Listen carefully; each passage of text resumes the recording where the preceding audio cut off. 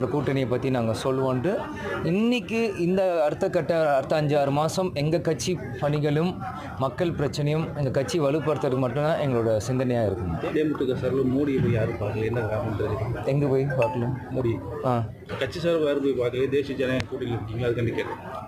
நாங்கள் இருக்கோமா கேட்குறேன்.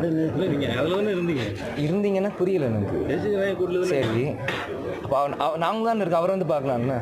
என்ன கேள்வி கேட்குறீங்க? இல்லை இல்லை இல்லை சார், ஒரு பிரதமர் ஒரு மரியாதை நிமித்தமாக போய் சந்திக்கலேன்னு தான் கேட்குறோம். இல்லை அது மரியாதை நிமிஷம் தேவையான நேரத்தில் நாங்கள் போய் சந்திப்போம். எங்களுக்கு என்னைக்கு தேவையோ அன்றைக்கி சந்திப்போம். இல்லை நீங்கள் கேட்குறதே புரியல. நீங்கள் அப்புறம் வந்திருக்காருன்னா அவர் வந்து பிரதமராக வந்து அவர் மக்கள் பணியே செய்ய வந்திருக்காரு. கூட்டணி எல்லாம் நாங்கள் ஜனவரி 9 நாங்கள் சொல்கிறோன்னு சொல்லியிருக்கோன்னா அப்போ நாங்கள் சொல்கிறோம். வரவேற்கிறோம். கமல்ஹாசன் சார் வந்து நீண்ட நாளாக சினிமா துறையிலிருந்து இன்றைக்கி அரசியலுக்கு வந்து இன்றைக்கி அவருக்கு ஒரு வாய்ப்பு திமுக சார்பால் கொடுத்துருக்காங்க. நிச்சயம் கமல் சார் வந்து மக்கள் பிரச்சனையை பாராளுமன்றத்தில் பேசுவார் நினைக்கிறேன். தமிழக வெற்றி கழகத்தோட செயல்பாடுகள் எப்படி பற்றி நீங்கள் செயல்பாடுகள் எப்படி அவர் மக்களை பார்க்குறதெல்லாம் நீங்கள் தேமுதிக சார்பில் அவங்களோட பார்வை எப்படி?